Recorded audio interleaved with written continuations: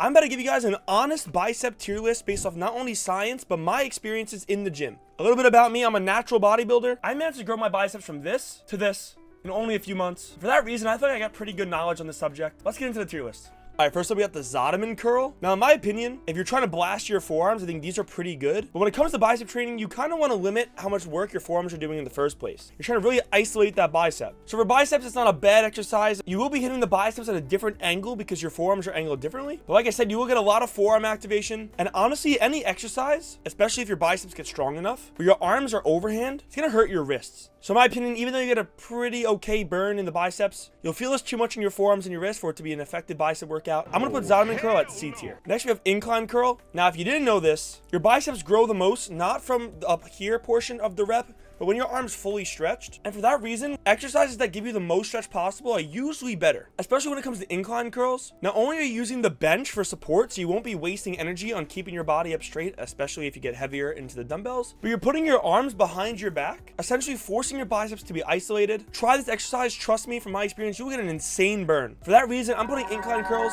into the S tier. Next up, we have chin-ups. Now, I'm going to be honest, I don't think anybody's going to the gym for more than a month and is doing chin-ups for biceps, unless you're trying to like prank people around you, like sabotage their workouts. In my opinion, you're not really getting that curl range of motion. You're just kind of going up and down. Even though your biceps will get stretched and tightened, you're wasting so much energy holding your body up, and it will also be a crazy forearm pump, but you're not really your biceps as much as your forearms. There's also a lot of back in there. It just works too many muscles and it requires way too much energy for it to be actually effective. For that reason, chin-ups is gonna be our first workout in D tier. That's garbage. Next up, we have reverse curl. Now, this is similar to what I was saying about how any overhand exercise, especially the heavier you get in the dumbbells and barbells, will result in not only a lot of forearm activation, but wrist pain. I actually like the dumbbell version, the Zottman curls, way better than these, because at least with free weights, you can kind of turn your wrists and pick the angle at which you want the dumbbells to sit. Versus on the reverse curl with the barbell, you can't really pick. You're kind of locked where the barbell is, which for me has resulted in more wrist pain than the normal Zottman curls. But you will still get a pretty decent bicep pump, and it will work your forearms a lot and not as much biceps as you'd like to isolate, but it's good to try out and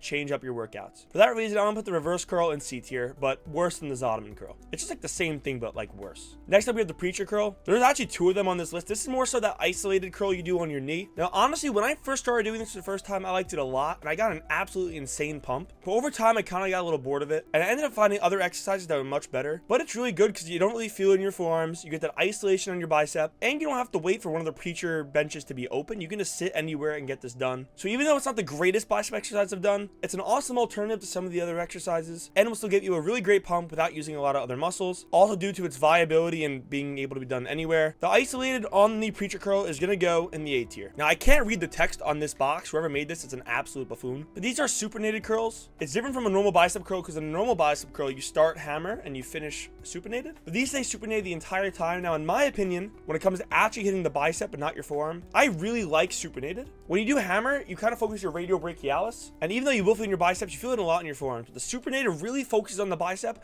allows you to get that really nice stretch. And honestly, this is my main dumbbell bicep exercise movement. You can go heavy and you can go light. Quite honestly, I think this has got to be top 3 bicep exercises of all time. So because of how perfect and beautiful this exercise is, I'm going to put this at the top of S tier. If this website would let me, please. All right. Up next, we have cable curl. So this is the one where you use a straight bar and you put it out in front of you. Now, I actually like cable curls a lot. Not only is it nice because you switch up the grips, but it's way easier to drop set than having to set up a bunch of dumbbells around you. You just simply move the pin. It makes it a lot easier. Here's my only qualm with the cable curl. Because it's fixed on a pulley, different parts of the range of motion get easier. And while I know this is true for normal dumbbells as well, when you get to the top, it gets very easy. I feel that the cables get easier way more early in the rep than the normal dumbbell curls. But like I said, it will give you a great bicep pump. In my opinion, it's better for later in the workout when you're already tired. That way, even when it does get easy in that top half of the rep, you're already tired and your muscles still gonna get a great exercise. So, due to the lack of evenness in the range of motion, but its diversity and potential grips, we're gonna put the cable curl in the B tier. Okay, bicep 21s. So if you don't know what this is, this image doesn't really explain it very well. But essentially what you do you're gonna do 21 reps of a bicep curl. You're gonna do 7 down here at the bottom, only going about halfway up. And then you're gonna do, once you do those 7, you're gonna do 7 only at the top half. And then you're gonna do 7 full reps. Now, I like this one a lot, simply because it's different. You don't usually target the top half of the bicep or the bottom half. You usually just do the full rep. And in my opinion, it's obviously a very healthy thing to switch it up. So I'll throw these into my exercises once in a while. But here's the problem with 21s. I think 21 reps is just way too many to grow your biceps. Your forearms will get tired. You'll gas yourself out for the rest of the workout. So in my opinion, even though you get a crazy burn, it's too much energy, burns your forearms too much. It honestly takes too much time to really be that effective. Now, if you want to do what I do sometimes, instead of doing 21s, I'll do 15s, which is essentially the same thing, but you do 5 reps at the bottom, 5 at the top, and then 5 full ones. This pretty much fixes the energy problem and increases the efficiency of the workout. So 21s, I'm going to put in B tier. If you're doing 15s, I would probably say A tier, but hey, I'm just following the tier list. 21s, better to throw in every once in a while for diversity. A wader curl. What the heck is a wader curl? Oh, so a wader curl is essentially where you take, it's a close grip underhand dumbbell curl, but single dumbbell, so you like hold it like this. Now, I don't think that's that bad, but then again, like, I don't know why you'd make it harder for yourself by holding a dumbbell in the middle when you could just go hold the barbell close grip. I mean, I like that it's different. It hits the bicep at a different angle. It is close grip, but I just think doing the single dumbbell is kind of unnecessary. But like I said, I don't think anything can be as bad as doing chin-ups for biceps. So for that reason, I'm going to put the wader curl above the reverse curls because you don't really work your forearms as much. It's just unnecessary in terms of, like, why would you make the workout harder for yourself? Okay, next up we have machine curl, and I'm assuming this means machine preacher. Here's my problem with the machine preacher, especially as someone who's kind of tall. I don't feel like, and especially if you get your arms pretty big, the machine fits that well. Even if you grab on the outside or inside, it kind of hurts my elbows and my triceps sitting on the machine. It is nice, like I said, because it's easier to drop set. It is a machine, but I think due to its lack of like ability to fit different types of people, it kind of makes it a bad exercise. If it wasn't for that, I'd probably put it at an A or an S, but because it kind of gets you stuck in place, the machine curl is probably gonna have to go in the B tier. Hammer curl. Now, when it comes to working out this part of your forearm, it's a great workout. And you'll get a good pump of your biceps too. You hit the full stretch. In my personal opinion, I get way better feeling from nearly every other bicep exercise in my bicep. So this was a normal exercise tier list. It gets you a great pump in your forearm. This part of your forearm, because it's so high up in your arm, it makes your bicep look bigger by eliminating that gap between your bicep and your elbow. So if this was a normal non-bicep tier list, just exercise in general, the hammer curl would probably be A or S. But if we're talking about actually isolating the bicep and not affecting the forearm, the hammer curl is kind of dog shit. And I know that's probably controversial. I know everybody loves hammer curls, but honestly, bro, it's just ego lifting. Why do you think that you can do 80-pound hammer curls, but only 50-pound dumbbell curls? It's because you're using more muscles than just your bicep. And not that you're not using other muscles when you do your bicep curl, but you're just using way more when you're doing hammer curl. And it's way too easy to cheat. For that reason, hammer curl is going to go at the top of C tier. Almost was the bottom of B, but you know what? I'm at the bottom of the B tier. Hammer curl at the bottom of B tier. Next up, we have spider curl. Now, this exercise is great. Like I said, it allows you to isolate your biceps. The blood flow, because the arms are in the direction that they are, will be great. You got a nasty pump. It will work your forearms a tiny bit, but I think it's worth it for the amount of isolation you actually get towards your biceps. So if you don't know what a spider curl is, essentially it's where you're laying on a bench and your arms are out in front of you. Now here's my problem with this exercise. It would be S tier, but when it comes to exercise like this, and let's say the T-bar row with the chest support, if the weight gets too heavy, not only is it uncomfortable to try and situate yourself on the bench and get it set up, but it honestly hurts my chest and my sternum with that much pressure being on me on the bench. And that might make it harder to progress in the exercise, and you'll be diverting too much energy into focusing on your body's, support system and that chest pressure. There are better exercises, but because of the feeling you get in your biceps, and when it does feel great, it feels absolutely incredible, spider curl is gonna go in A tier. Okay, this is called crucifix curl. But bro, do not ever take up 2 cable machines at the gym doing this.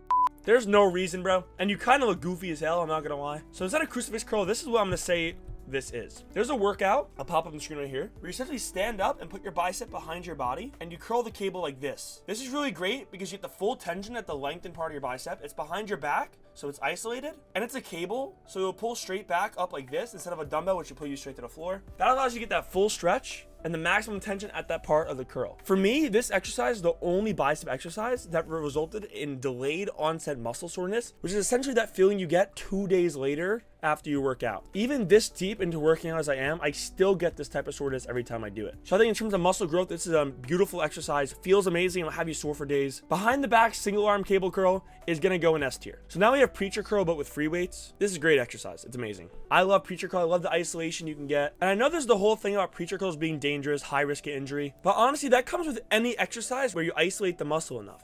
And especially if you're going to ego lift and do more weight than you can handle in the first place, obviously you're going to put yourself at risk of injury. But if you really take this exercise slow and controlled on the way down and doing a weight you can handle, this exercise is amazing. And because it's free weight, you can set yourself up, get yourself nice and comfortable. This is a great exercise. Barbell preacher curl or just normal preacher curl is going to go in S tier. Definitely above cable curl. It's really good. And the final exercise, we have barbell curl. And this is not just talking like a straight bar. This is a literal barbell. This is ass.